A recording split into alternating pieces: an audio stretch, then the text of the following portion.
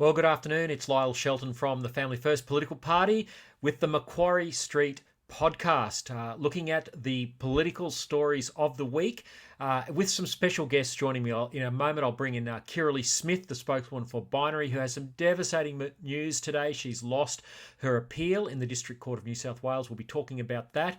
I've got Bernie Finn joining me. Bernie is making a comeback with the Family First Political Party, I'm pleased to say. He'll be running for the Victorian Upper House, and we announced that yesterday. He was in the Herald Sun today. We'll be talking about that, as well as Albo's decision to recognise a state of Palestine, rewarding terrorists. Go and kill Jews, rape women, get rewarded with recognition of your state. It's been a week of shame for our nation.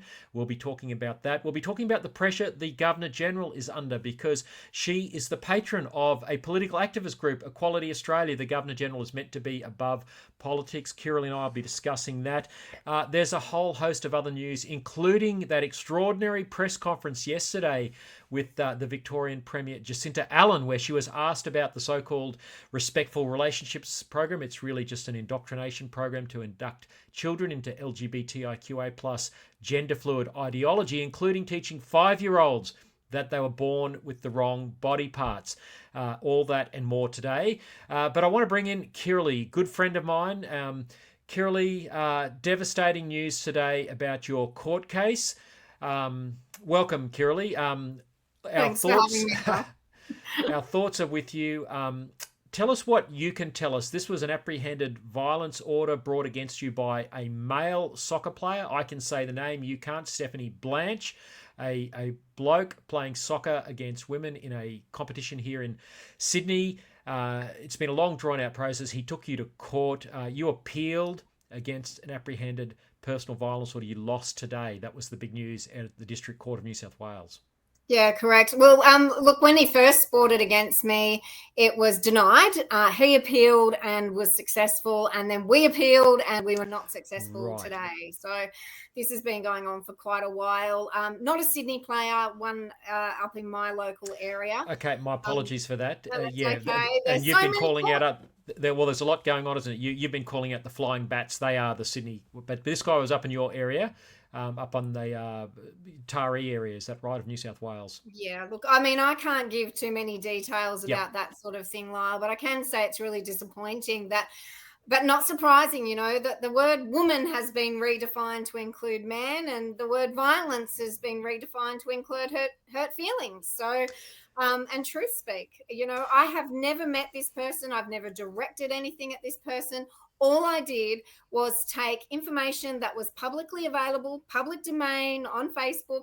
I reposted it and asked what I think is a very reasonable and polite question: why are males playing in female soccer teams? I used that in my political advocacy repeatedly, because I was getting no answers from Football New South Wales or Football Australia. I was trying to get media attention, trying to raise awareness in the public, and apparently that's harassment and violence. And so now I'm under orders not to refer to or identify this person. And it leaves women with no place to go in advocating for single-sex spaces in sport, in services, or anywhere else in public life in New South Wales. Because if you do, you could end up being accused of harassment and violence for simply advocating for sex-based rights. Kirralie, this is just unbelievable. So much to unpack in what you've just told us there. Let's just take this step by step. An apprehended personal violence order. You've never seen this, but you've never had a physical interaction. There's never been any violence. So the violence, the supposed violence, is you posting on Facebook about the fact that this biological male was playing against women. That's the act of violence, apparently, according to the court. Yeah, that's my understanding. Obviously, there's a lot of legal mumbo jumbo, but right from the outset, everyone in court except me referred to this male as she, her, miss, and it's happened in all the cases that I've been a part of. So I don't know how you get a fair hearing, when the evidence and the facts are so easily disregarded.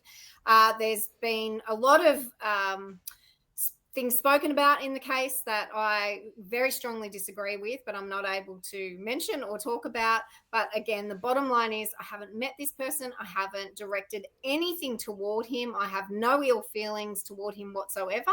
I simply want to see women's sport have to be single sex, women, female athletes to be able to speak up about it without being gaslit, threatened, intimidated, or dragged to court for doing so. Yet it seems like the courts have proven again today that that's not the case, and that males who want to be women have far more protections under law than women themselves.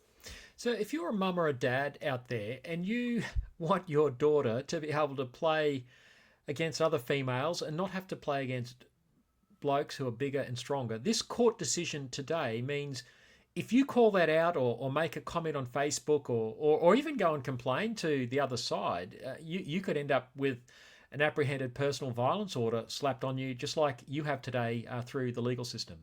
Yeah, that's absolutely correct, Lyle. That and especially if it's repeated, as in my case, I did repeatedly ask the question and used it as part of my political advocacy, and that's unacceptable according to the courts. Which is you just mentioned the legal process. This has been going on a long time for you.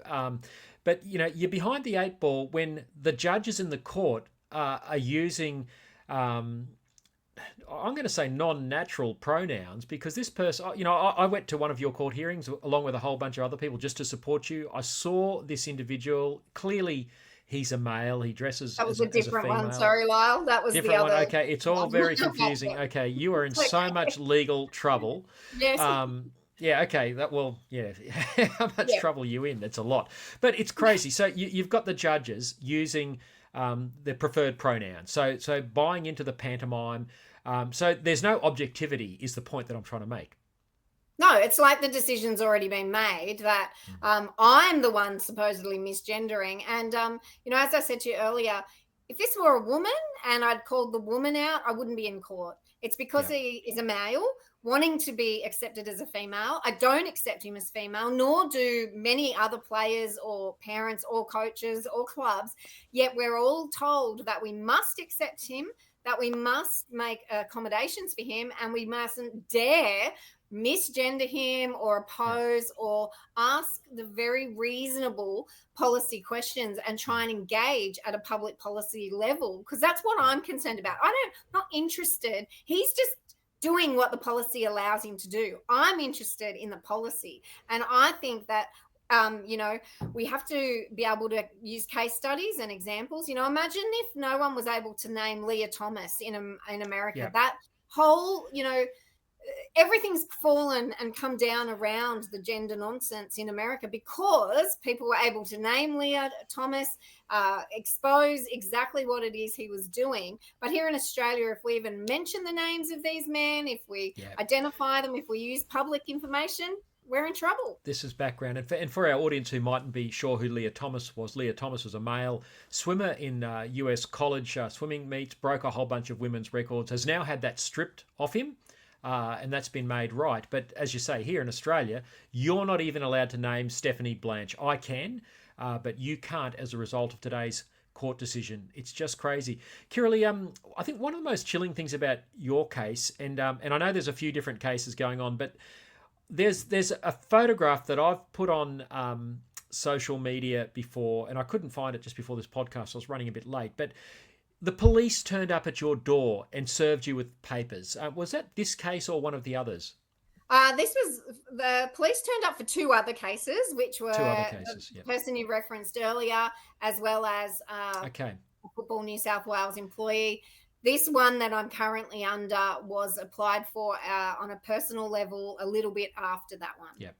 But I guess my point is you've already had the police turn up at your doorstep over these issues. You've now lost a court case today. Tell us about the other legal case or the other legal cases that you still face.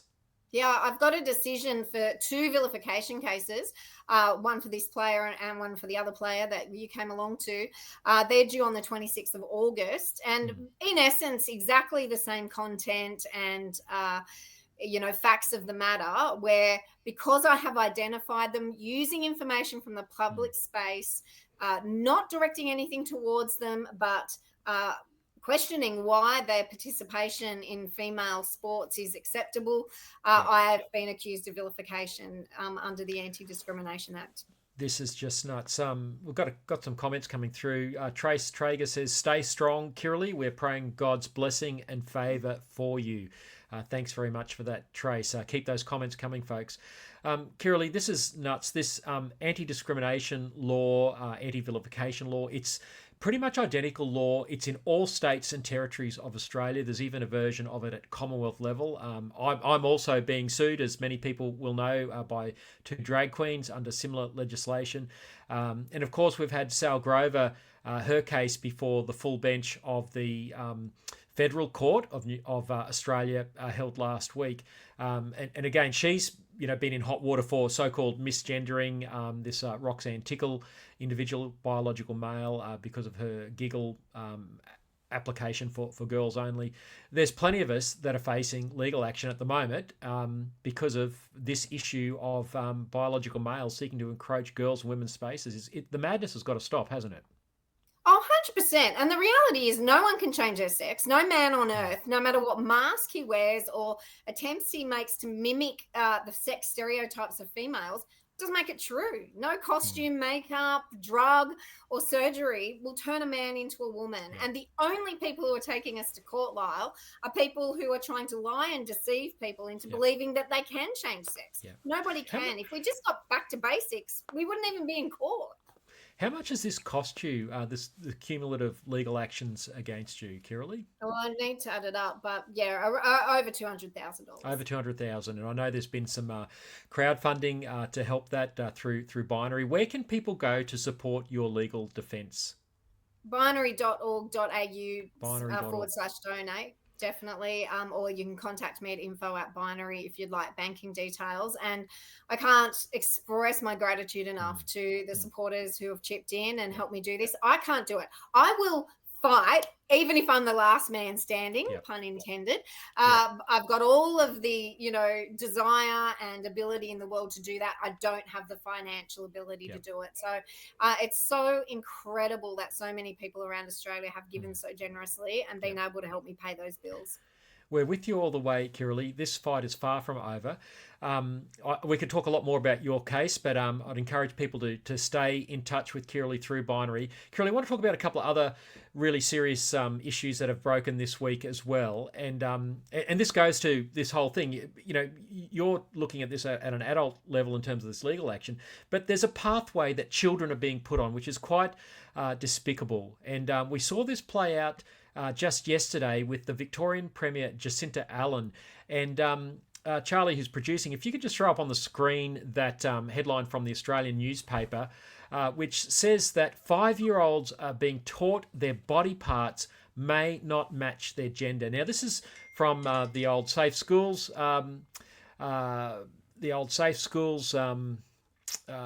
program that's gone into schools now, rebadged as Respectful Relationships. Jacinta Allan was asked about this at a press conference yesterday. Let's just play that video. It's disgraceful nonsense. Like, seriously. This sort of ongoing attack on a program that is making a difference in kids' lives just should be stopped. It should be stopped. It's disgraceful reporting. It's hurtful. When you consider the incidents that transgender kids are 15 times more likely to kill themselves, we should be supporting them. We should be supporting them across our schools, across our society, across our community. The Australia needs to stop this ongoing campaign because it's hurtful and harmful. Who's it hurtful and harmful to, Kirralie? To the children who are in gender distress, Lyle, because lying to them and deceiving them into thinking they can change their sex is causing irreversible harm, catastrophic harm. And the lies that this woman has told just in those few minutes is unbelievable. Well, let's take the big lie of suicide. She's saying that trans-identified kids are 15 times. Where does that statistic come from? Oh, well, she made it up from a lobbyist group. That's where she got that information from. And we know that Australian health I've forgotten what it's called, but there's a higher authority. There's also international studies and reports that tell us. The fact is that the suicide rates are very sad, and it's terrible that anyone feels like they should take their own life to solve a problem. But the reality is it actually increases after children are exposed to these transitioning treatments, because they realize they can't change sex. They've still got the underlying issues to deal with, and now they're faced with being lifelong medical consumers that have very serious lifelong medical complications. Absolutely. Look, I was looking at a couple of studies just before we came on air. There's a Finnish study. There's one that was also part of the CAST review of the Tavistock Centre in London. Both of those studies show there's virtually no difference between transgendered individuals and the non-transgendered population, almost no difference. Now, there is some evidence perhaps of a greater suicide ideation amongst young people who identify as gender, confused or whatever. And of course, that's terrible. No one wants to see any kid thinking about wanting to commit suicide. But the idea that sterilizing them for life with, puberty blockers, cross-sex hormones, or removing their breasts or genitalia is somehow going to make that better is ridiculous. I remember years ago, Kirralie, I was on the Q&A program and I quoted a Swedish study which showed that the suicide rate amongst those who had been through transgender surgery was 10 times higher than the non-transgendered population. They didn't like me quoting that on Q&A, and they fact-checked me and found that I was right. This is a diabolical thing, and to see the Premier huffing and puffing about her program in schools teaching 5-year-olds their body parts might not match their gender is just despicable. It is despicable, but how good is it, Lyle, that the Australian and Sky and others, yourself, you've been talking about this for more than a decade. Yeah. This is not news to anyone who's been in this space for, any more than 5 minutes. But thankfully now, some legacy media is picking it up and hounding people like the Premier. These are questions that should be put to every single Premier, Minister for Women, Education Ministers, everyone over and over and over again until these children get the protections that they deserve. Kirralie, I feel like a bear with a sore head over this. When I was working at the Australian Christian Lobby 10 years ago, we came across the Safe Schools program and an image of a teenage boy in a girl's dress saying gender is not uniform. This was a poster being put about in Victorian schools. And it took until yesterday for a journalist to ask a state premier the questions about this. 10 years, how much damage has been done to children. You've released the book Devastator that chronicles the effect on families and children of these policies. I tell you what, it makes me quite angry at our current crop of politicians that they've sat with such inaction for more than a decade as child's lives have been destroyed and families devastated. Yeah, and then to spruik such nonsense that we're being the harmful and hurtful ones is just utterly bizarre and ridiculous, but provably, it can be proven to be lying and deceiving in that, and we just need to keep calling her and others out. Well, the Victorian Premier, she looked very uncomfortable in that press conference yesterday. It was terrific to see the heat being applied on her, and good on Rachel Baxendale from the Australian newspaper for pursuing this. I'd encourage everyone, if you don't subscribe to the Australian, subscribe to it. They are the only newspaper that's covering this issue. Of course, Bernard Lane previously had been. There's a lot happening in this gender space. The wheels are falling off the rainbow political movements designs on children. And further evidence of that was the last thing I'd like to discuss with you, Kirralie, before I bring Bernie Finn in, and that is the Governor-General. And again, great work by the Australian newspaper. You can see on the screen here, Governor-General's trans lobby patronage must end. Now, Family First had a little role in this. We're actually quoted in this story. We called for the Governor-General to resign as patron of the rainbow political lobby group Equality Australia, which advocates for child gender transition, but also Equality Australia was an intervener in the Sal Grover Giggle v Tickle case last week in the before the full bench of the federal court. And so here they are as a political activist group lobbying this time to the courts, and yet the Governor-General is the patron of this. This doesn't this doesn't pass the pub test, does it, Kirralie? No, not even in the slightest, Lyle. I mean, this is an organisation, an activist organisation that, is even against people in their own acronym. They stood against the lesbians. They've stood against gays to, totally disregard the fact that homosexuality relies on biological sex, whereas transgender and gender ideology denies biological sex. This is a full political movement and fully politically activism, and the Governor-General has no business being involved with an organisation that is politically lobbying. She's meant to be above all of these things. She's meant to represent the entire nation, and this is just a small activist cohort that she's associated with. It is despicable, and she needs to resign from that position immediately. It's politicising the role of the Governor-General, which is meant to be above politics. The Governor-General's office was contacted for comment. They gave some bland comments but didn't address the issue of her patronage of a political activist organisation. And I think this is a scandal. It's interesting, Kirralie, only the Australian has touched this story, and possibly Sky News. But where's the Liberal Party on this? Why aren't they putting pressure on our head of state? Oh, look, there is absolutely no opposition in this country, as you know, Lyle, and that's why you need to be heading up Family First going forward in this country, because the Liberal Party have just lost their way completely. They have no opposition to anything. They just go along. They're quiet. They condone and even encourage, in some cases, the most despicable policies that we can imagine. This is not the Australia that you and I grew up in, and unfortunately there's only a handful of politicians left who are willing to stand up and speak the truth and do the right thing, and it is really unacceptable that they are turning a blind eye to the politicisation of the Governor-General. Yeah. Well, Kirralie, that's why it's really important we have these sort of conversations. This is a dark day for you personally. We're with you, and I really wanted to have you on to show solidarity, and I know that our audience who are watching and those who will be watching the replay of this in the days ahead share our sentiments, and we'll continue to follow your case. Go to binary.org.au and find the donation link there. Support Kirralie's legal defence. She's not out of the woods yet. There's still court cases going on. Kirralie, really appreciate your time today. All the best, and we'll talk again soon. Thanks, Lyle. But let me say it's not that dark, because we have the light and I'm going to keep shining it. So I'm not too worried about this. We'll just keep going. So thanks for your support, and thanks for having me. Good on you, Kirralie. God bless. Yeah, you too.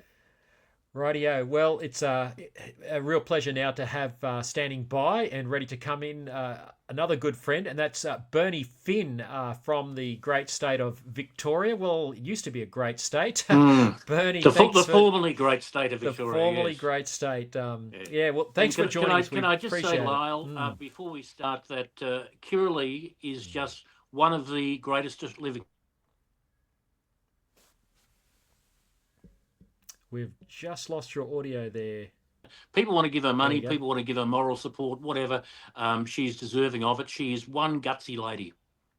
Yeah. Well said, Bernie. Thank you so much. Yeah, I'm sure she's still listening online there. So, well said. Well, Bernie, you've made the news this week. The Herald Sun, Australia's biggest selling newspaper, is reporting that Bernie is back. What's all this about? At the next election in November next year, and that has apparently pricked the interest of a number of journalists and people in Parliament. And I'm sure, as somebody pointed out to me on Facebook earlier today, there'll be a number of people who won't be at all keen to see me back in Parliament. But I'm sure that there will be a number who will. And I'm just hoping they'll outnumber the other ones. That's what I'm hoping. So what we're doing is, I'm running for this election because I couldn't walk away. I mean, you look at what's happening in the state, you look at what's happening in this country, and how can anybody turn their back and walk away? I certainly can't and won't. I think what's happening, particularly in this state, is deplorable, if I can use that term. I think it is despicable. I think that what we have had over the last 10 years with the two most disgraceful and appalling premiers of anywhere in Australia ever.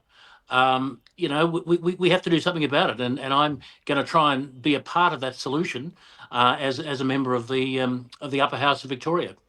Well, look, let me say, Bernie, from a family first point of view, we're delighted that you've accepted our nomination, that of our federal executive, to run again. And you could well be enjoying a quiet life, but I think we all appreciate your passion for our nation and for your state of Victoria. The state is a mess. It's in massive debt, crime's out of control. Both sides of politics can't work out what a woman is. You've got an energy system that's being run into the ground. Where do you start to try and fix things? Well, I think some common sense wouldn't go astray. And unfortunately, I think it's the old saying, common sense isn't all that common. And that's particularly in Victoria at the moment. There is very, very little common sense, very, very little logic in anything that is done. Because, as I said earlier on Facebook again, the Premier, Jacinta Andrews, and I call her Jacinta Andrews because she is the despot in a pantsuit. She and Andrews are basically the same, because what she said yesterday was disgraceful. Yeah. But you only have to go back a few years to when Daniel Andrews described parents who were concerned about what their kids were being taught. He described them as bigots. That's right. So this is the attitude that these people have towards parents who love their kids. Yeah. If this is the direction that we're going down. This is the direction that unfortunately we've gone down. What else could we expect from them? It is just despicable. I mean, I've spoken for some time now, and you've heard me a number of times speak about the war on children in this country, and unfortunately, Victoria is the centre of that war, and it starts where before children are even born. It just works its way right through until they get to university, and it is despicable, it is disgraceful, and I think it is absolutely shameful, and I think the Premier should hang her head in shame. And if I was her, I'd get out, because I wouldn't be able to look at my kids at night.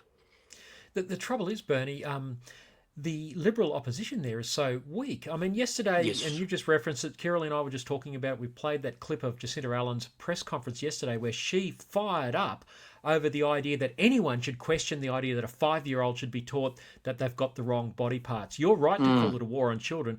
If you've got a kid in a school in Victoria, you'd be thinking seriously about withdrawing them. And oh, absolutely. Where the heck is the Liberal Party on this? They've said boo about this. Lyle, where is the Liberal Party on anything in Victoria?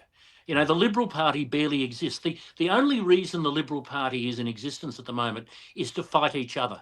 They've got a state council coming up, I think it's next month or in September, and that is the entire reason for its existence at the moment, to fight each other, to fight the faction fights on the floor of state council. That's all they're worried about. They're not interested in the state. They're not interested in the people of the state. And now we have polls which are showing that Jacinta Andrews will be re-elected as a result of the fact that there is no opposition. It's horrendous. I mean, this state is stuffed, if I can use that term. It is in a bigger mess than it was in 1992, when I was a member of the Kennett government then, and we thought we were in a bad way then. But now it's a hell of a lot worse, and it's going to get worse. And it's not just a financial issue. It's not just, looking at the figures and wondering where we're going to get out of the hole or how we're going to get out of the hole. But we are looking at a social disaster. We are looking at an economic disaster. We are looking at a future for Victoria that, quite frankly, doesn't exist. And it is horrendous. I mean, somebody who grew up here, and I remember my maiden speech to the Legislative Assembly a long time ago, I spoke about how I enjoyed growing up in Victoria, and what a delight it was, growing up on the farm, and it was relaxing and it was wonderful. And you can't say that anymore. I mean, farmers these days are all living in panic. They never know when the government's going to come knocking on the door to put windmills up in their backyard or solar panels. You've got the animal lobby, the extreme animal lobby, wanting to close them down. You've got businesses which are begging to be left alone, being told by government that they have to pay more and more and more and more in energy fees, in power fees.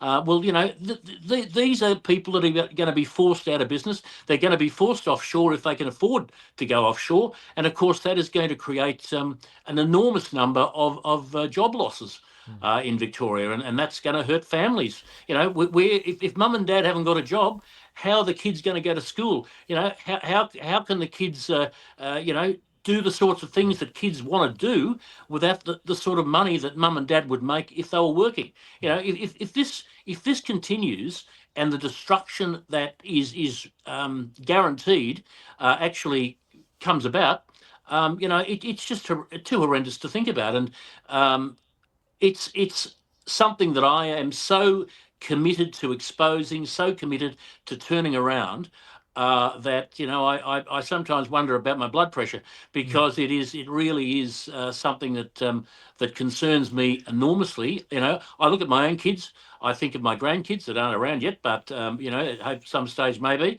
And I think to myself, well, where are they going to be? I mean, we've got a situation where for the next 3 generations, we as Victorians are going to be paying off the state debt, and there's going to be no ability to do anything else but tax. That's it. Well, Bernie, and as we know, tax means bankruptcy.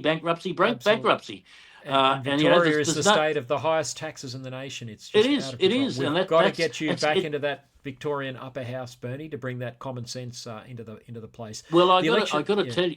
I've got to tell you, Lyle, if I do get back into the upper house, and I'm hopeful that I will, but if I do get back into the upper house, they'll know I'm there. Yeah, I can absolutely guarantee it. They will know I'm there, because I am furious about what they have done to this state. As I say, I went through some very, very difficult years after 1992 when we were elected. We went through some difficult years. We got the state back on track. We got the budget back into a sustainable position. We got the state up and running again. Victoria was in fact on the move. And this mob over 10 years have systematically dismantled that. They have destroyed the state, and it is only going to get worse if they stay. And as you say, the opposition is just as bad, if not worse. So you've got a choice of, elections are about choice. That's supposedly about choice, but we've got Liberal and we've got Labor. The only people giving us choice are Family First. So, all I can say is thank God for Family First, because if it wasn't for Family First, there would be no choice. Who do you vote for? Who would you vote for? If Family First wasn't around, I wouldn't know at the next election who I would vote for. I really wouldn't. No, well said.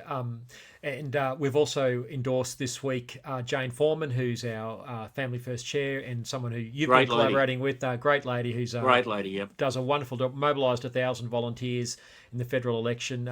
We're building a platform with this political party, and I think we're well poised for the Victorian election next year. We've got South Australia in March, New South Wales 2027. Bernie, just want to move on to a couple of federal issues, and I know this will fire you up. You're rightly fired up about Victoria right now, but this week we saw our Prime Minister Anthony Albanese and our Foreign Minister Penny Wong and their cabinet recognise a non-existent state of Palestine. Has there ever been a more shameful act of foreign policy in Australia to reward a bloodthirsty rapist terrorist organisation in Hamas? Yeah. Well, I earlier this afternoon I posted a photo of the Bibas family on Facebook. Now, for those who don't remember, the Bibas family, mum and the 2 little kids, were murdered by Palestinian terrorists. As a result of what happened on October 7th. They were kidnapped and later on murdered. Now, they were just a family of many that were murdered on that day or shortly thereafter. And for Anthony Albanese to be embracing the people who did this, I think brings nothing but shame on him. It brings nothing but shame on our country, and he is without doubt, the worst Prime Minister this country has ever had. I mean, I remember when I was a teenager, or pre-teen, in fact, Gough Whitlam was so bad, he made me a Conservative for life. I am his lifelong legacy. But what Albanese has done is to make Whitlam look good. I now look back on Whitlam as the good old days, and it is just impossible to believe that that man is doing to this country what he is, and what he did this week was just absolutely shameful in every way. For the first time in my life, I'm actually ashamed to be an Australian. Yeah, Not for what I have so. done, not for what you've done, not for what the majority of Australians have done, but for what our Prime Minister has done. And, as I saw at a sign this week, I love my country, but I despise my government. And that pretty much sums up how I feel. Well, our audience is agreeing. Bernie Maz Jackson says, I'm so ashamed of our government recognising Palestine. And you've said it, I've said it. It's just unbelievable. It's like, kill and rape some Jews, get rewarded with your own state. I mean, people are rightly making, why don't the Taiwanese do some raping and killing, and maybe, Albanese might recognise, Taiwan as its own nation as well. Yeah. I mean, it's just ridiculous. The idea that, you can make criticisms of Israel's military policy and tactics and whatever.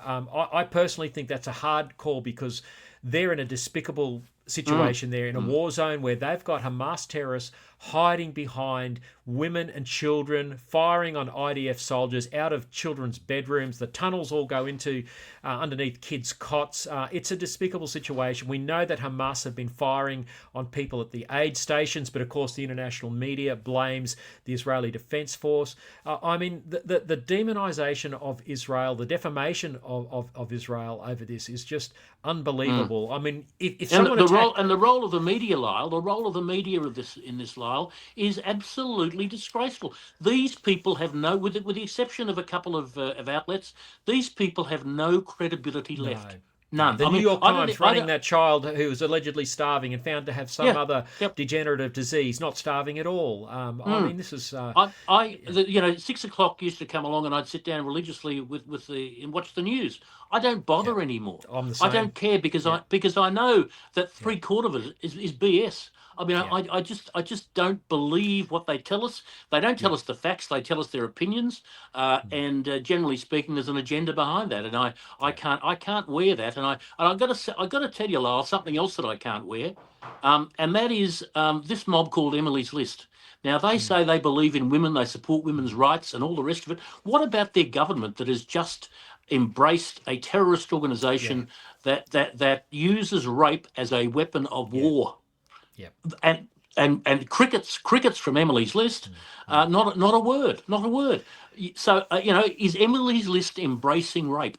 This is the question we need to know. Is that what they're doing? Is that what they're believing? Are they believing that?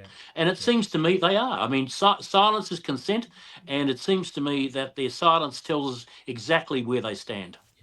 Well, look, Albanese has tried to justify this, saying that he had a phone call with Mahmoud Abbas, the 89-year-old president of the Palestinian Authority. Now, this is a guy, who supposedly said, suddenly, we believe that Israel should be allowed to exist, having spent a lifetime rejecting peace deals that offer a two-state solution. This is a man who presides over an education curriculum that teaches Palestinian children to hate Jews, says, no, we're not going to do that anymore, because, he's told Albo everything's going to be fine. Therefore, I mean, none of this, it just defies credibility that suddenly they don't want to kill Jews or teach their kids to hate Jews. This is a bloke, remember, Lyle, who Yasser Arafat once accused of stealing money from the PLO. So, he's if you steal money from the PLO, there's not much you won't do. Yeah, well, this is someone who also thinks that Hitler wasn't anti-Semitic. I mean, and has said that recently. God help us. So this is just a mind-boggling decision by the Australian government, and God, as you say, God help us. Bernie, let's finish on something a little bit more positive. One of the cultural battles that I think we're starting to see some positive movement on is the debate over childcare. Now, part of this has been as a result of some terrible revelations of abuse in your home state of Victoria, but also Queensland, where childcare workers have been found to be sexually abusing babies. I mean, just every parent's worst nightmare. Yep. But the former Neighbours star, very famous Australian actress Madeline West, came out this week, and she has called for childcare subsidies, taxpayer money, not just to go to the institutional childcare, but to be able to be paid to mums and dads who might want to care for their kids at home. That eliminates the risk of some, abuser getting hold of your kid while they're changing his or her nappies. But Lyle, it's just common sense. Lyle, this sounds remarkably familiar. I can't begin to imagine where I've heard this before. Could it be family first policy? And family first has had this policy, I think, since Family First Mark One, and of course it's been readopted under Family First Mark Two, and that is a very, very clear and a very, very strong policy of changing the system to allow one parent to stay home and raise their own children. A radical idea, I know, but that's something that I think would help not just parents, not just kids, but it would help society. And, how is it fair, Bernie? How is it fair that the billions of dollars in taxpayer money that you and I are all forced to pay can only go to a childcare institution? It cannot go to a mum or a dad who decides to care for their child at home. How is that? Well, it wouldn't be. I'd go a little bit further. I wouldn't even go just to mum or dad. I'd talk about grandparents as well. Of course, because there are huge numbers of grandparents out there who are minding their kids almost on a full time, or their grandkids rather, almost on a full time basis. And to say that it disrupts their retirement would be somewhat of an understatement. So I think it would only be fair and reasonable if they're doing that they too should be paid and should be compensated for their time and their assistance in that. Yeah. Would be entirely a reasonable thing. But this has to happen. It is ludicrous that and you almost wonder how much some of these childcare facilities are kicking into the coffers of the Liberal and the Labor Party. Yeah. You've got to wonder about that. This is not on this idea that you and I have been spruiking and others on the conservative centre right of politics, and now Madeline West, who I don't know her politics, but she's from the entertainment industry generally. They're not aligned with you and I, but it's just common sense. But this is not on the agenda of Susan Lee or Anthony Albanese. No, it is certainly not. And Anthony Albanese is too busy roaming the stage, the international stage, trying to be the great international statesman, and isn't he being so successful there? And Susan Lee, well, we don't know what she's on about. She's just not doing much at all. In fact, I saw something a little bit earlier. Susan Lee said something, and I just wrote down the bottom. Is she still alive? I'm delighted to hear that, because we've had all hell breaking loose this week and not a peep out of it. So it's devastating to think that we have again in Canberra as well as in Melbourne no alternative. And unfortunately, I fear if you and I hang around long enough, we're going to see all these policies that we've been, it says that we're tilting at windmills with these sort of policies, choice and childcare or whatever. If we hang around long enough, we're going to be on the right side of history. We will. I just hope we do hang around long enough, and we won't have to go anywhere near Canberra. It'll be a win-win situation all around. I just despair of what's happening in this country, because we see in South Australia, for example, and I was over in Adelaide, as were you recently for a meeting. A very successful and enjoyable meeting as well. And I spoke to a number of people over in South Australia, and they said the Liberals will be lucky to get 6 seats at the next election. And I can't believe I know Massanuskis or whatever his name is has done a wonderful. He's done a I know that was a deliberate mispronunciation on your part. He's done a wonderful job getting the footy to paid for by the taxpayer, I might add, and I fear to think how much that's cost. But he's got the footy to Adelaide for 3 consecutive years now. That's enough to get anybody re-elected. Some golf. Don't worry about the hospitals. Don't worry about the schools. Don't worry about any of that sort of stuff. Minor detail. Don't worry about the ramping. Don't worry about any of that sort of stuff. As long as you can get the footy, well, then you've got it made. I mean, it's just you shake your head and wonder. Yeah. Now, Bernie, one of the other things that you do that's really important is you're the president of the March for the Babies march. That happens every year in Melbourne, and it was kicked off as a result of Victoria being the first state to legalise abortion to birth. Every other state and territory has followed. What have you got coming up for the march this year? Well, the march will be on October the 11th, 1 o'clock at the Treasury Gardens here in Melbourne, which is something that we always look forward to every year, a little bit nervously, because we never know how many people are going to show up. And all the Catholics, they leave it till the last minute and come across the hill and give me a heart attack. But it's they always get fine. There. They always get there. They always get there, and we always get a good crowd, and we're hopeful that this year we'll get a very good crowd. And the theme this year is abortion is not healthcare. Because it's not. The fact of the matter is abortion is not healthcare. It has nothing to do with medicine. Abortionists are not doctors. There are a lot of things I could call them, but they're certainly not doctors. And this is the point that we're trying to get across to people, that if you set out with the express purpose of killing a patient, it is not medicine. It is not healthcare. And that's exactly what abortion does. I mean, every abortion kills a baby, but we now know that every abortion doesn't kill a baby, because there are now some babies who survive abortion and they are left to die. They're put on the side panel of the operating theatre or whatever, and they're left to cry themselves to death. It's an appalling, barbaric situation to find ourselves in, and it undermines the fact that Australia is no longer a civilised country. And you can't say anybody who's involved in this sort of thing, and we're talking about 90,000 babies being killed in this country every single year. 90,000.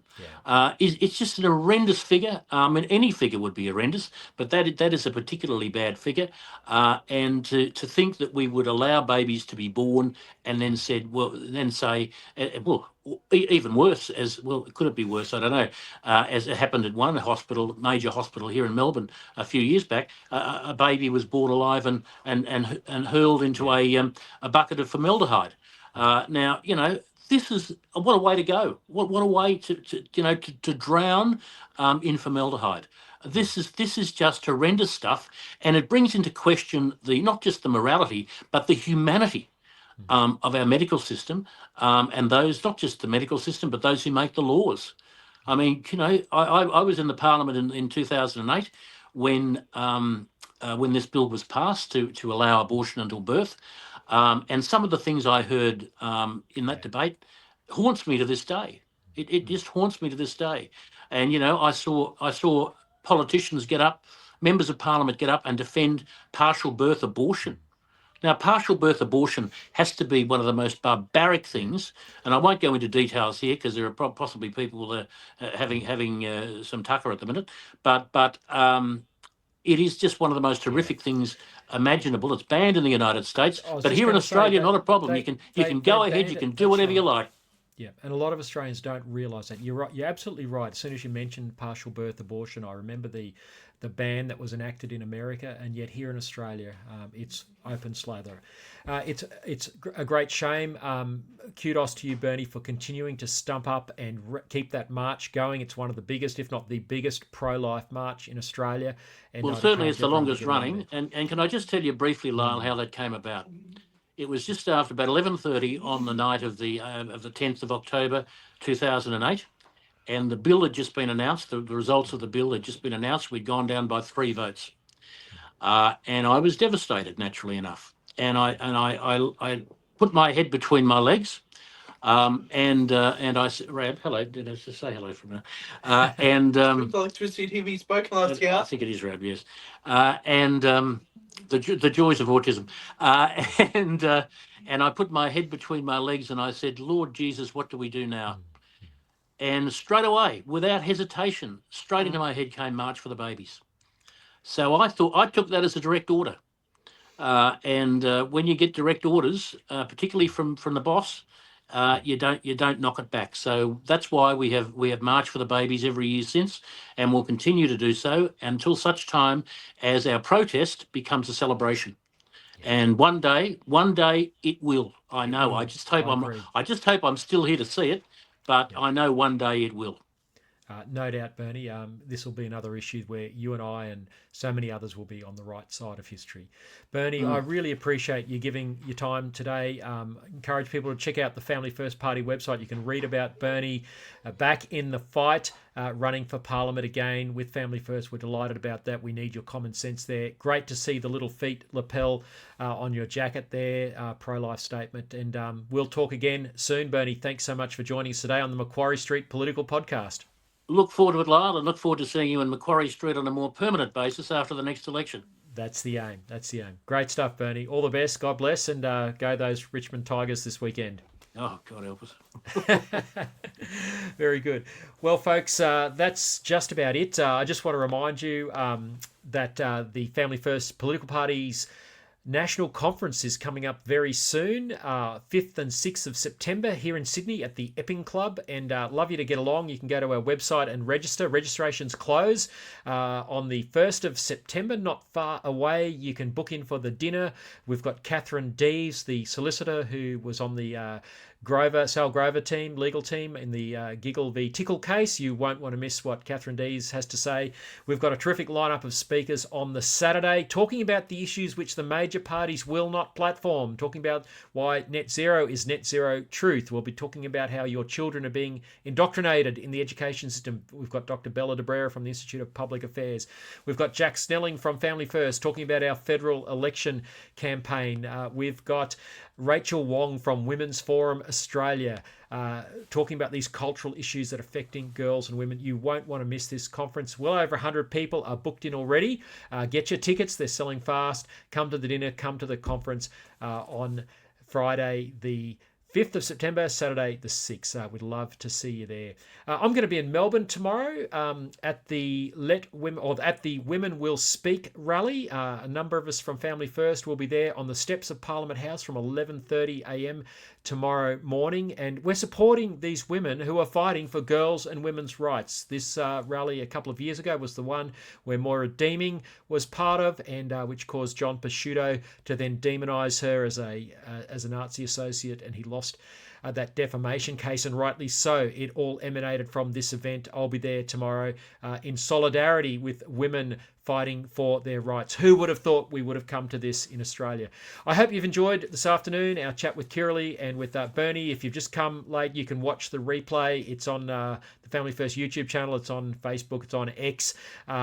It's on Spotify and Apple Podcasts. So you can catch up with the news of the week. This is something I'm doing every week, Friday afternoons at around about 4 o'clock, going live to you to talk about the big issues that are happening in politics. Until next week, go to familyfirstparty.org.au, continue to watch our blog. All the great breaking news is there. Follow us on socials, and look forward to seeing you again next week. Thanks so much for your company. God bless. Keep speaking up.